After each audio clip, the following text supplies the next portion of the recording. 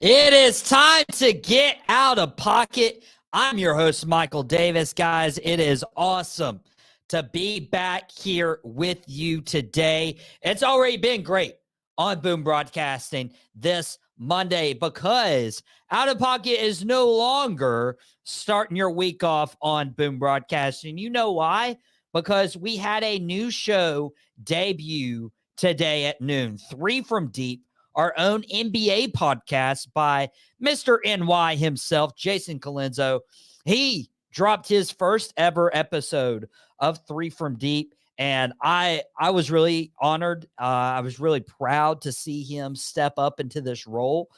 He's doing great. He's been doing great, and we get to have him on our pocket at the top of the hour to talk some basketball, and his Giants play tonight against the Pittsburgh Steelers, and the Steelers. Our own Dugout Debrief host, Chris Deluca, is a big Steelers fan, so we'll pit Jason and Chris against one another as they preview their Monday night football teams. It is going to be a really great show. I'm super excited to bring them in. But yeah, once you're done with Out Pocket, I know we're only giving you 45 minutes today. We'll do a quick Homer's House, and then we'll get our guests on to talk some NBA, talk some Monday Night Football. That's what we wanted to do. We wanted to get you in and out this Monday evening as we're gearing up towards Halloween. Halloween. I mean, Halloween is here, guys. It's been awesome. I had a great time up in the mountains and got to experience it with some brothers. So appreciate you guys. If you're watching, let us know in the YouTube comments. Want to give you a shout out on air. Plus, it can distract me from what happened last night. My darkness retreat, Aaron Rodgers style, ended just in time to watch the Dallas Cowboys and the San Francisco 49ers. Now, if you watched Out Pocket last week, if you watched that and the boys, I did not think the Dallas Cowboys were going to win this game in San Francisco. I did not think that was going to happen. It's been noted the 49ers have had Dallas's number for quite some time, which I'll address you 49ers fans here in a second. But the Dallas Cowboys, they just fell short. And I'll be honest, 10-6 in a very sloppy, ugly first half for both teams. None of them looked in sync. They couldn't get the ground game going with Jordan Mason. They had to turn to Isaac Guerendo, the rookie from Louisville, 4th-round pick. I wanted him in Dallas. Like, this was a guy I thought was electric. And, of course, he goes behind Christian McCaffrey in San Francisco. But mark my words, he could be starting for an NFL team. I really think he is that type of player. But the 49ers weren't gelling like they were or should be offensively. And then the Cowboys. The Cowboys weren't gelling offensively. The offensive line just got obliterated. Terrence Steele, honestly, if it was up to me, Terrence Steele would not be starting at right tackle. And booking like a mart. This is what we're doing. This is why we do live streams. He gets the shout out right here. If you guys are a wrestling fan, we'll be doing the nightcap later tonight. Me and mouthing off with Mike, the two mics. But if you want to hear a Mark talk about wrestling, that's the YouTube page you need to follow. I have no idea how we could contain the 49ers so well in the first half and let them dominate the third quarter. And that's really good point. That's a really good point. Like, the Cowboys couldn't get too much going offensively in the first half because the offensive line wouldn't block for the run game. The offensive line wouldn't block for the passing attack. Dak was getting killed back there. He only had 2 sacks, but he had to get the ball out in duress, which led to some bad off throws, led to a couple interceptions. One I actually pinned on Dak, and the other was definitely because Terrence Steele decided, hey, I'm not going to block Nick Bosa of all people. But after the first half for the Cowboys, the lead 10-6, I was like, okay. But at the end of that first half, the Cowboys were letting the 49ers have momentum. It was at a point where I was afraid they were going triple stack scores going into the third quarter, but that wasn't it. But the 49ers just came out and just hit us in the mouth third quarter, outscoring us 21-0. You go into halftime leading 10-6, and now all of a sudden you're down 27-10 on the road here in the fourth quarter against the 49ers. But what I was really impressed with was the defense started making a little bit of plays. But Dak Prescott and CeeDee Lamb, they started using their connection point. They did a really good job of showing, hey, this is the Dak and CeeDee connection of old. But that was the only other player to step up on offense. In my personal opinion, CeeDee Lamb was the guy to step up. And for this team to be successful, especially against teams like San Francisco, they need to do much better. Now, their schedule is brutal heading in. Like, you got the Atlanta Falcons, who I believe are first in their division. You got a rivalry game against the Philadelphia Eagles. Both those games are winnable, but it would need a really good effort. And then you have the Houston Texans, who are playing really good ball. And then you have the Washington Commanders, who are leading this division. And all of a sudden, the NFC East, the Cowboys are 3-4, the Eagles at 5-2, the Commanders at 6-2. And all of a sudden, you're looking at that record and you're like, yeah, they played the Lions, they played the 49ers back to back. They played the Ravens earlier this year, 3 quality teams. But all of a sudden, you just need to win your division, especially with the NFC North being as dominant as it is right now with Chicago, Minnesota, Green Bay, Detroit. These are all games you need to win, especially these conference games against Detroit and San Francisco. But I was pleased with the attack that they did against the Kyle Shanahan offense. And Max saying feed Zeke. Absolutely. Like, how is Zeke only getting 10 carries for 34 yards? If you remember watching Zeke in his prime, and I don't think he's washed, I don't believe those reports. If you watch him in the game, he's there. But you know what happened? Like, the first few drives, like, he'd get 3 yards a carry, 4 yards a carry. And then he would wear you down by the third and fourth quarter, especially the fourth quarter, and you'd hand the ball to him, and he was getting 7, 8, 9 yards. And that's the offense we need to be running. We need to have a balanced attack. So the opposing defense can't just rush the passer. They have to respect the pass game. And I feel like when we feed Zeke, we'll be in a much better position as the Cowboys. But that's all I want to say about the Cowboys right now. We will do Dad and the Boys tomorrow. Myself and Mac for Dad and the Boys, for Fans First Sports Network, for Boom Broadcasting. And we'll be on at 3 o'clock tomorrow to talk more in depth about the game. But I do want to say this. I am about tired of San Francisco fans saying, oh, we need to follow Kyle Shanahan. He's not doing good. He's the reason we're losing.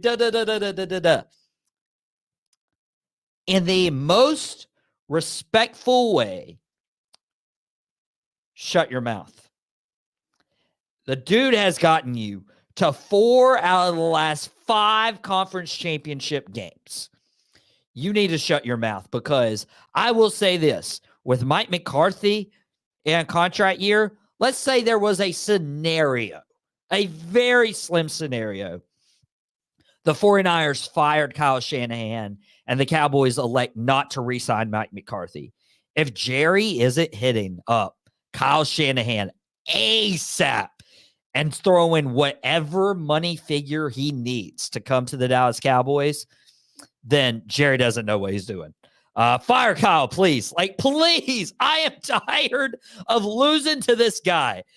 So please, if the 49ers want to get rid of Kyle Shanahan, please do. Please fire Kyle.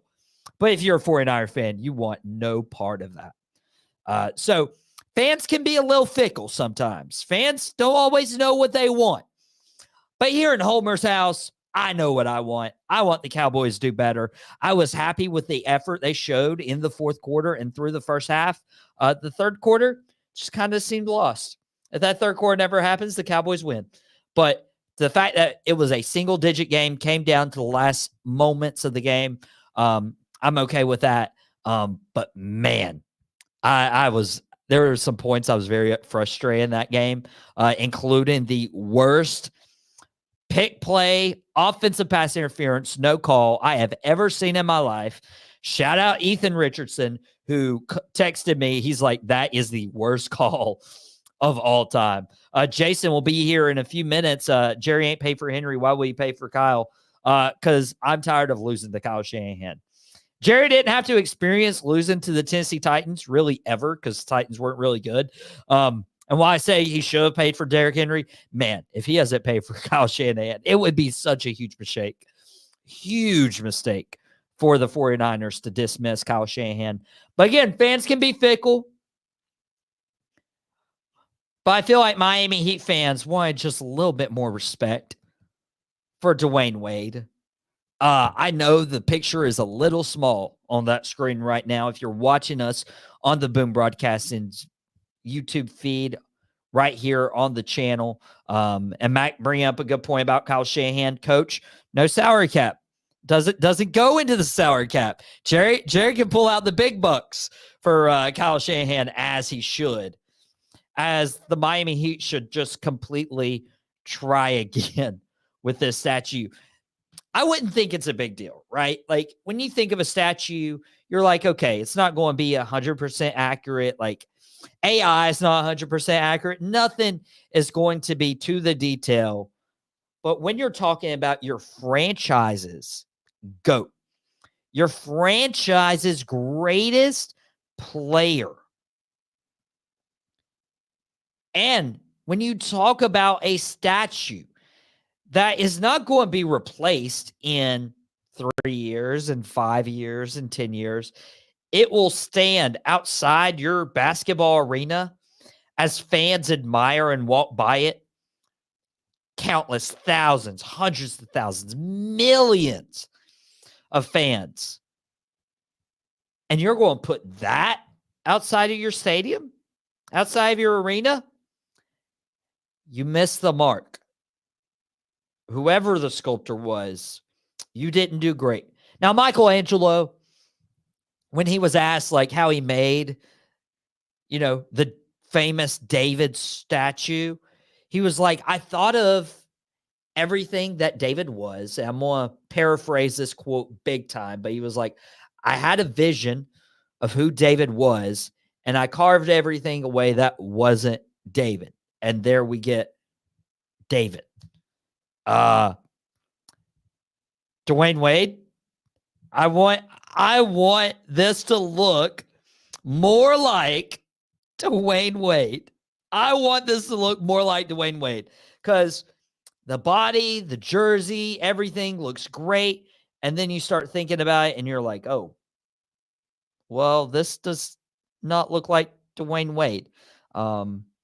I just got a very interesting comment. Want your pick with it. Is that an offer to go to Miami? Because that would shoot up right up my Christmas list. That would shoot up right up my Christmas list if I got to go to a Miami Heat game. That would be awesome. That would be really cool. I might take you up on that. Jason already saying his thoughts. It's freaking horrible. It is.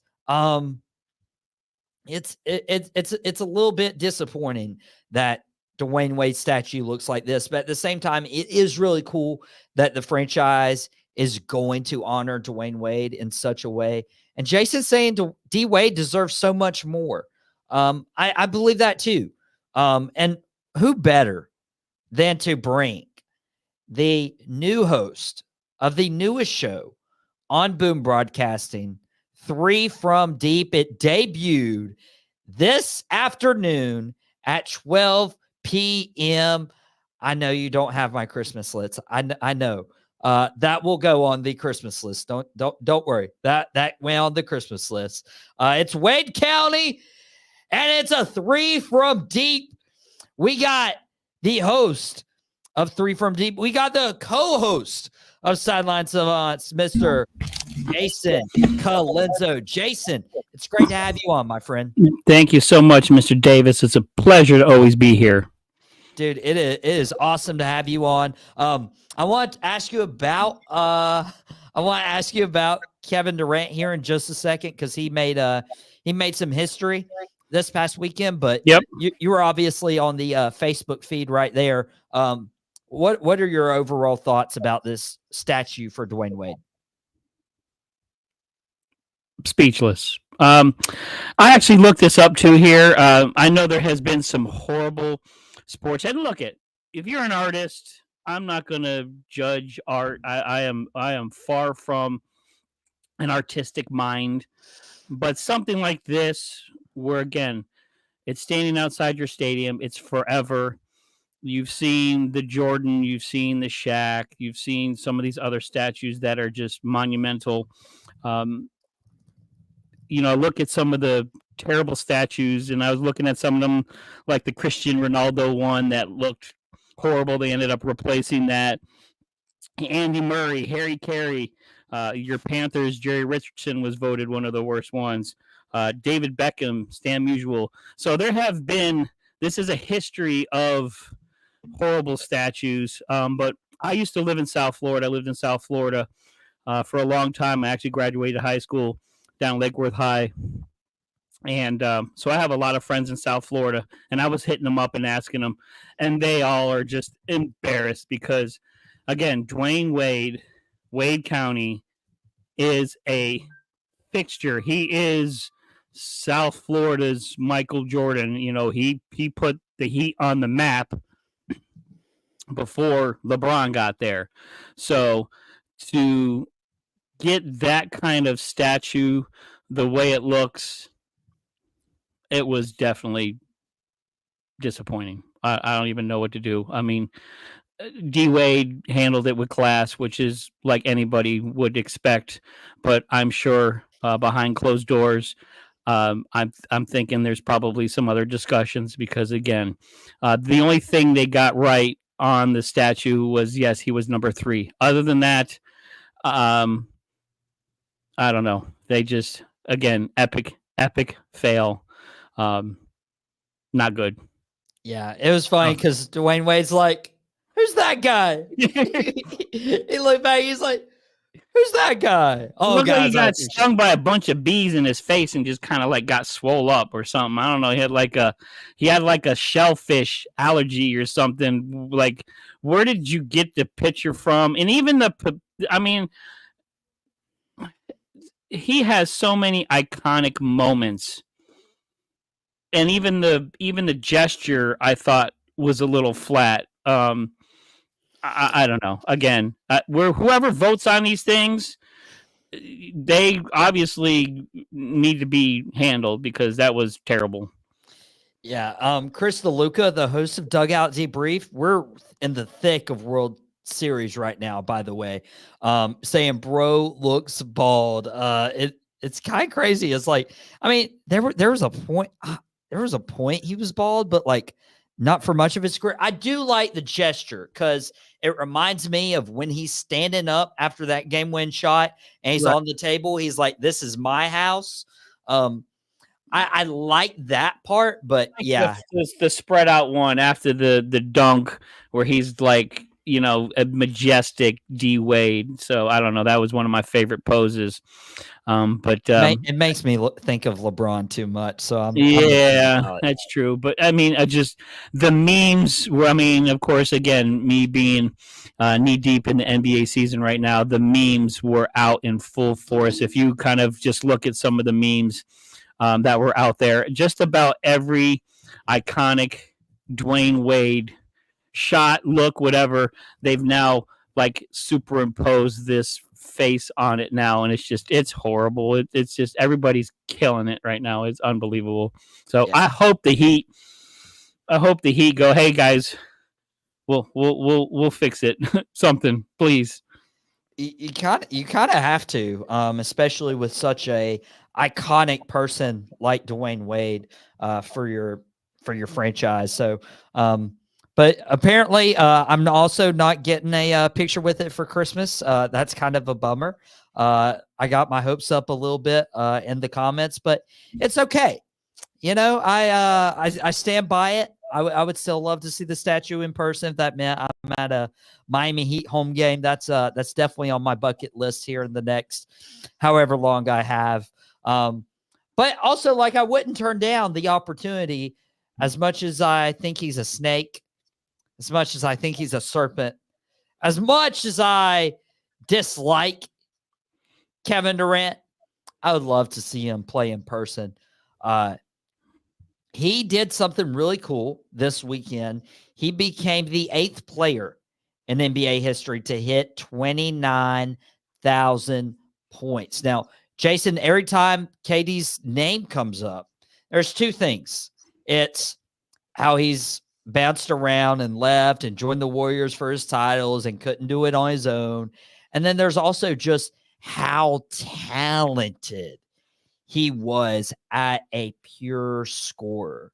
I mean, he's one of the better shooters in NBA history from anywhere on the court.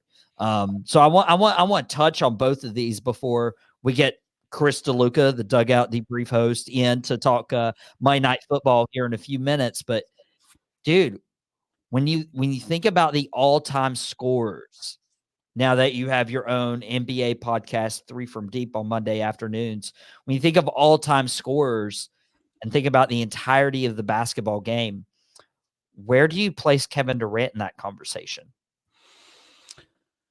Well, he's definitely, he's 8th place. So, I mean, he's in the top 10. Is he one of my favorite players? Not really. I think he's a mercenary.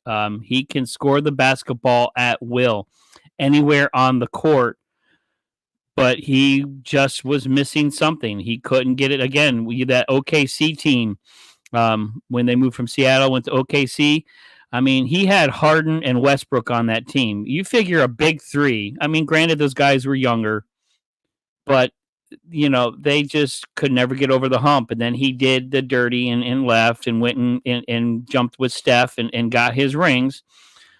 But again, then, got hurt, went to Brooklyn, didn't like Brooklyn too much, then left. I mean, it's just, again, he's for hire. He's points for hire. And to me, it's hard to put someone like that in rare air. Yes, he's a great scorer, phenomenal basketball player. He can give you 30 at any given time without breaking a sweat, because that's the modern game of basketball. Do I think someone like Kevin Durant 25, 30 years ago, before the rule changes, before some of the foul changes, do I think he could have done the same thing? Possibly, but I don't know. With his frame, I think he could have got manhandled a little bit more. But, I like Kevin Durant. I'm just not a huge fan. Again, I think he's points for hire, just like James Harden is points for hire.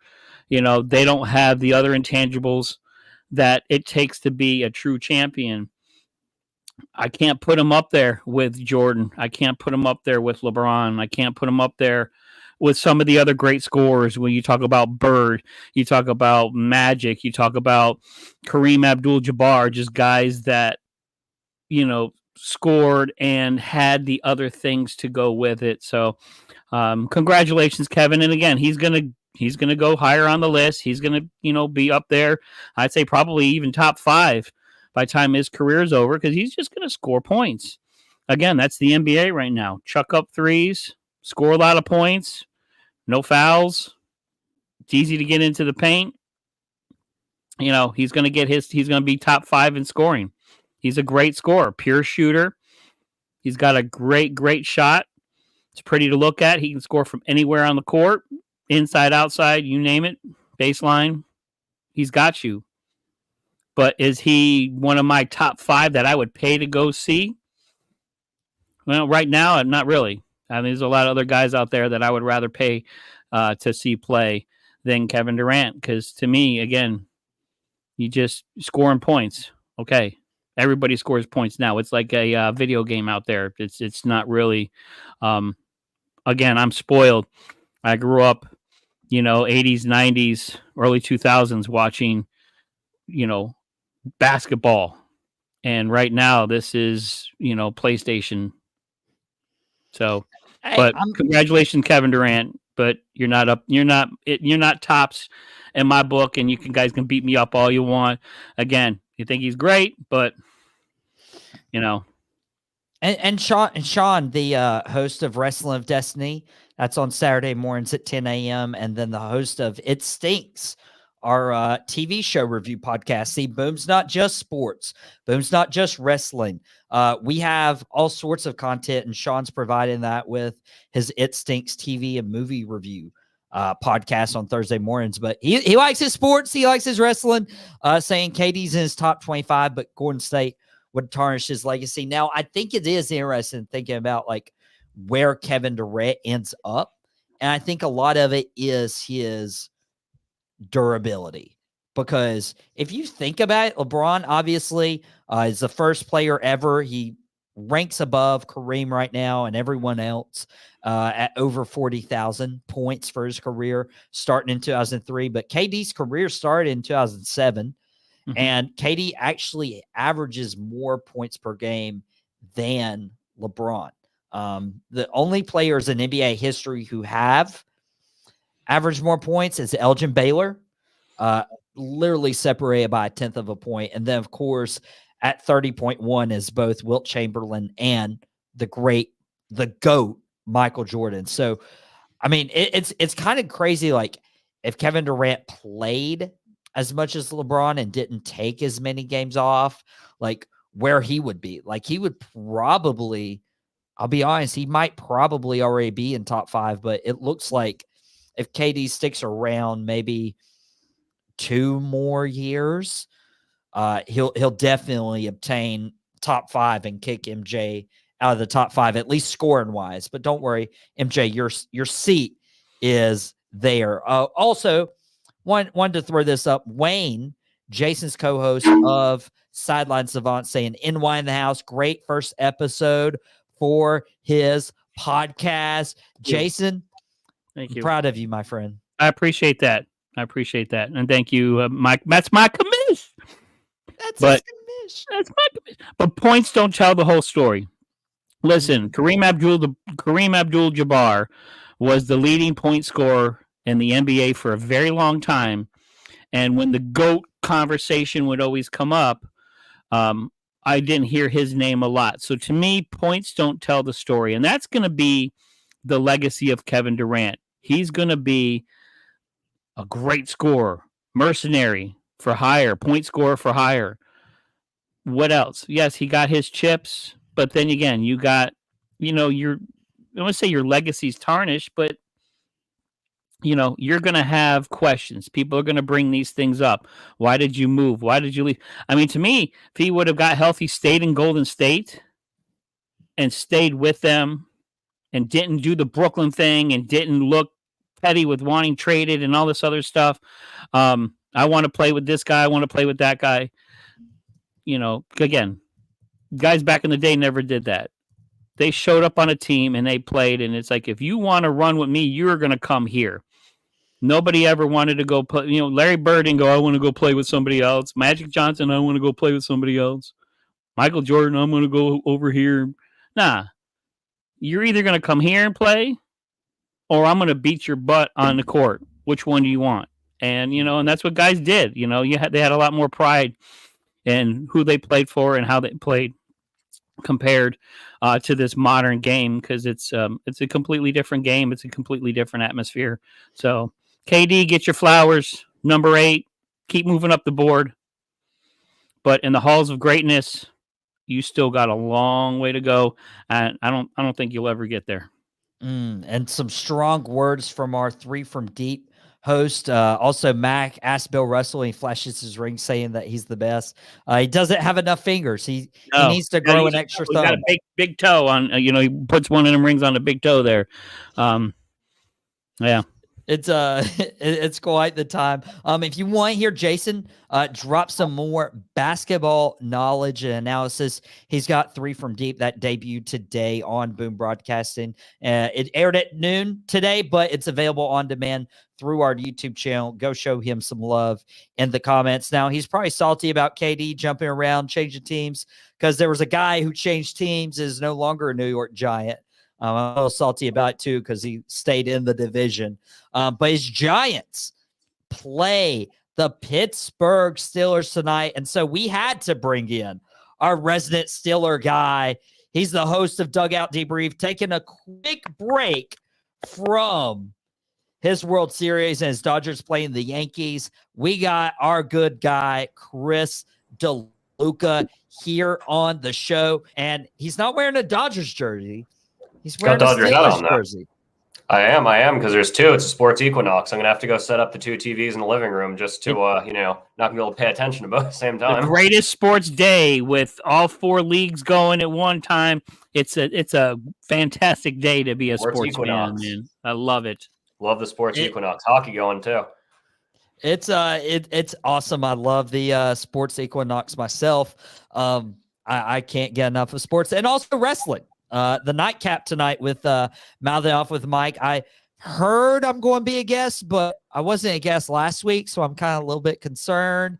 We'll see what happens. We'll see if I'm still allowed or if I have to do a little Wyatt Six stuff later on. But Chris, happy to have you in here.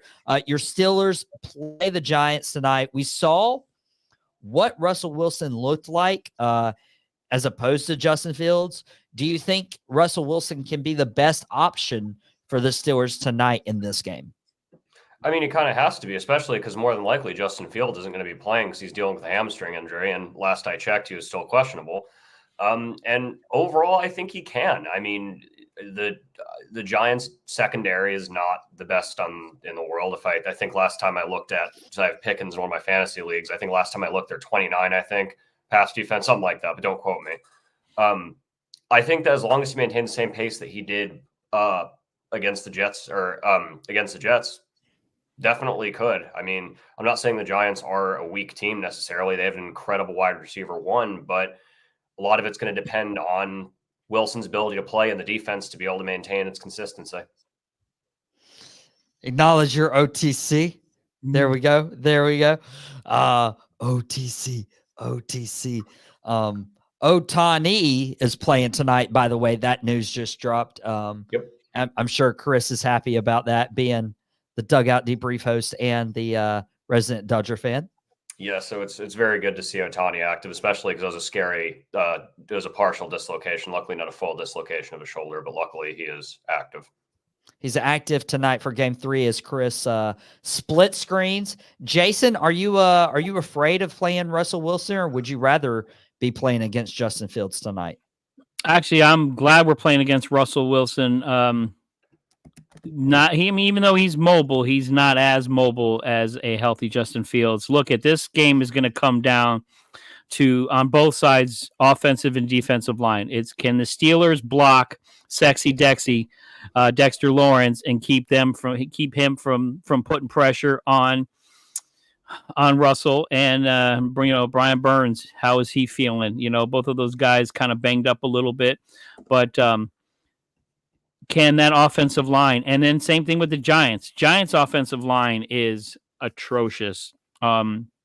Again, Danny Dimes spent more time on his back last week than he did standing up, which was absolutely horrendous. So it's all going to come to none of that. Who's going to get the most sacks? Is it going to be Watt, or is it going to be Lawrence? And I think that's how the game is going to come to it, because whoever has the most time. Look, both sides have talented wide receivers. Pickens, again, he is a talent. He just stays out of his own way. Exactly. And we got Malik Neighbors, talent. So there is talent on both sides of the ball, but it's going to be that defense and those offensive defensive lines. Can they protect their quarterbacks and keep them? Because, again, Russell Wilson played really, really well last week. 2 TDs, a rushing TD. He was not terrible. He was a good quarterback, which for the Steelers, that's what they need. If you have a good quarterback, that defense keeps you in the games, you can win a ton of games. You know, you don't have to throw for 500 yards and be, you know, that kind of crazy quarterback. But same thing with Danny Dimes. You know, can he manage the game, don't turn the ball over, and stay upright to get the ball down the field? And if TJ Watt is pressuring him, it's not going to happen. So I'm going to cheer for my Giants tonight. I hope they put Russell on his backside a lot, but we're going to see. It's going to come up to those lines. And also, like, I'm sure, like, you know, you may not be super afraid of Russell Wilson in terms of Justin Fields and his run ability, which Justin Fields at one point this year was like second behind Lamar when it came to quarterbacks and rushing yards. So having that dual threat quarterback does make defenses a little bit more hesitant, especially with some injuries on defense. But dude, what makes me hesitant going against the Giants is Malik Neighbors. Dude is legit. Jason, you've tried Burry and Danny Dimes a lot. I feel like Daniel Jones just found like a best friend in Malik Neighbors, which makes a difference. It's honestly probably your best opportunity in terms of winning this game. And it's not going to work unless we have a run game. Again, the run game has been ridiculously pitiful. Singletary, Tracy, you know, where are you guys at? Again, you cannot have a passing game without a good run game. You can't spread the field because if the Giants aren't going to run and they're going to rush for under 100 yards, they're not going to win this game. Because, again, Malik Neighbors could be all world, all he wants. If he doesn't have the ball coming to him, then what you know, he's not going to do anything. You know, again, you know, can Danny Dimes get him the ball? Can they create offense and keep that Steelers defense on their heels and do these things and get the ball moving down the field, do a run, you know, have a nice little run game where you're popping off 5-6 yards, where now the Steelers have to, you know, they have to spy you. They have to kind of do some different things. Now you got a one-on-one matchup on the outside. And if you get one-on-one Malik Neighbors and Danny Dimes has time to throw the football, yes, I think he wins 9 out of 10 times. But again, if you don't have a good offensive line, if you don't have a good run game, it doesn't matter if you've got, you know, whoever you got out there. Jerry Rice, it could be out there, but if you don't get him the ball, what good is it? It doesn't do a main good. Chris, what's your biggest concern going into this game? So it might be kind of a funny one, but actually us not having our center, Zach Frazier, West Virginia University alumni, by the way, who's had a very, very good year going from being a practice squad guy, lower, I think he was drafted in the 3rd, 4th round, practice squad guy, elevated, now the starter. We're going to have a second-year guy, Ryan McCollum, out of Texas A&M, will be starting. And, you know, aforementioned guarding Dexter Lawrence, stopping him. He's a monster. So not having Zach Frazier is concerning. I will also just say my other big concern is just the offensive ineptitude. I mean, despite the fact that we have always scored at least 2 scores, we've never really been embarrassed this entire year. But still, you see those shadows of the ineptitude that we saw, you know, earlier in the year, even in the Jets' victory over the Jets. So I would say overall, not having our center and also offensive ineptitude, miscommunication between Wilson and Pickens, Pickens' ability to not act like an idiot, you know, a lot of that. So Arthur Smith's got to have something really drawn up well, because I do not think it's going to be an easy game. It's not an easy win whatsoever. Well, and also, like, the Steelers are about to go on a bye week after this week, and then they have 2 really difficult matchups between the Commanders and the Ravens. And then after the Ravens, you got 3 other division games in a row. And then I think 5 of their next 6 after Washington are division games. Like, it's time. Then you got the Eagles, you got the Chiefs. Like, it does not get easier for the Pittsburgh Steelers. This is one of the last winnable games, like easily. I mean, I won't say easily winnable because no one in the NFL is easy, but Washington's a lot better than you thought. I mean, heck, my roommate's a big Commanders fan, and we watched the end of that together, and he basically jumped through the roof. He jumped up so high, I thought he was going to go all the way. I know a roofing guy. If you need to replace the roof or anything, stick your friend with the bill. Or no, stick the Bears defenders with the bill. Sorry.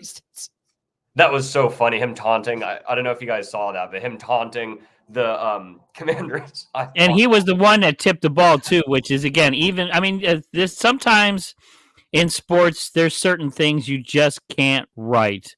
He's taunting late coming over to the play, tips the ball, and goes right in his. I mean, you can't script it any better.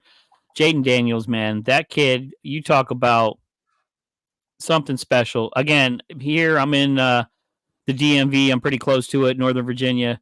I can hear people screaming from my house. That's how loud it was when that play out. I mean, I can hear the neighborhood kind of erupt. So this is a fun time and to be a Commanders fan. That is for sure. And they look good, and that defense looks good too. And I think that's what really kept them in the game. Was they shut the Bears down. I mean, Bears are no slouches, man. That's tough. That NFC division is tough, and the Bears have been hanging. But yeah. Commanders. I don't know. They got something magical going on here, man, and it's turning into a highlight reel. It's not fun to watch from my perspective, but it's something we'll definitely have to keep an eye on. Now, I'm glad you guys kept it civil. Because you both are going to have to do duo screens tonight. You got your Steelers and your Giants playing against each other. You got your Dodgers and your Yankees playing against each other. Yes. And now it's time for That Aged Well. Are you guys taking your favorite teams to win tonight? Jason, I'll start with you. 100%.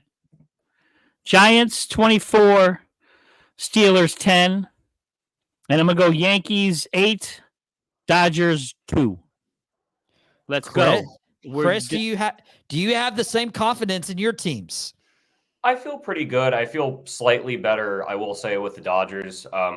We have Buehler going, who's been a lot better, improved a lot more, going against Clark Schmidt, who's not been terrible, but has some issues we saw in the Kansas City series. So, I mean, I'll take the Dodgers. Baseball's unpredictable. I'll take the Dodgers. I'll say 5-4 Dodgers. And then as for the football game, I mean, I'm going to end up having to pick against them because we're real here. But I have to stick with my Yinzer mob and have my terrible towel. And I'm going to go say the Steelers win 28-3. 28-3. All these guys are decked out in their stuff. I'm surprised they kept it civil throughout Out of Pocket.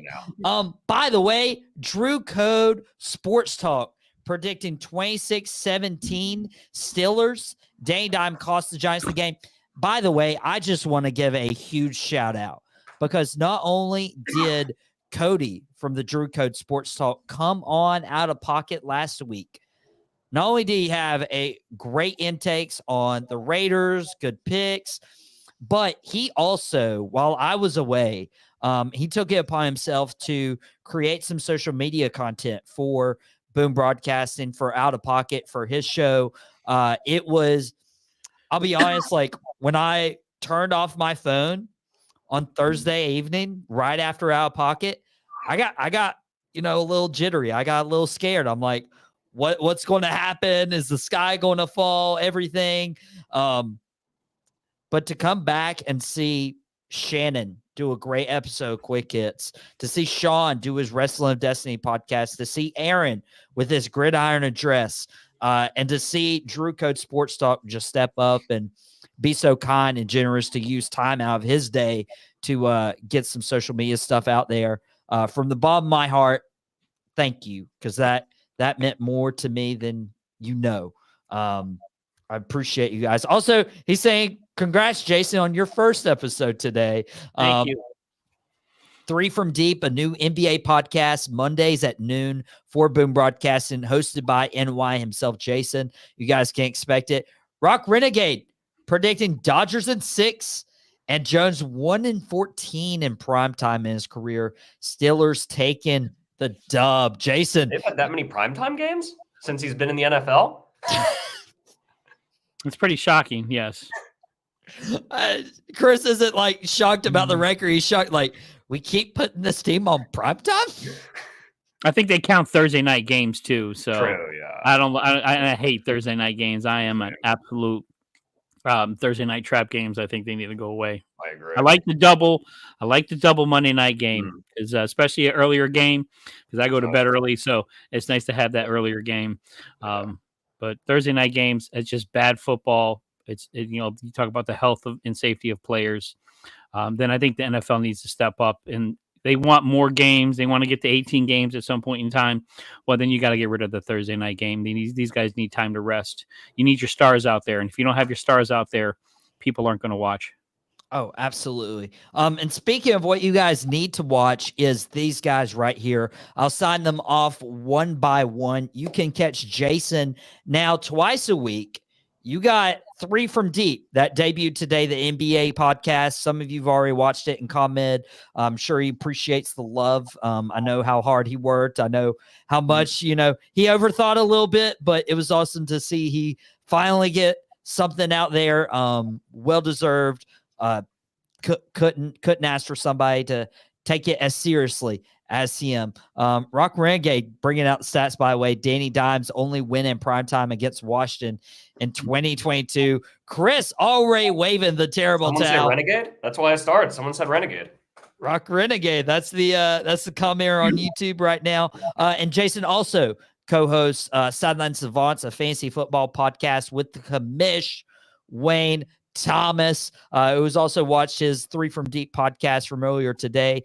Jason, appreciate you, my friend. And I'm not going to root for your Giants, but I do want a competitive World Series.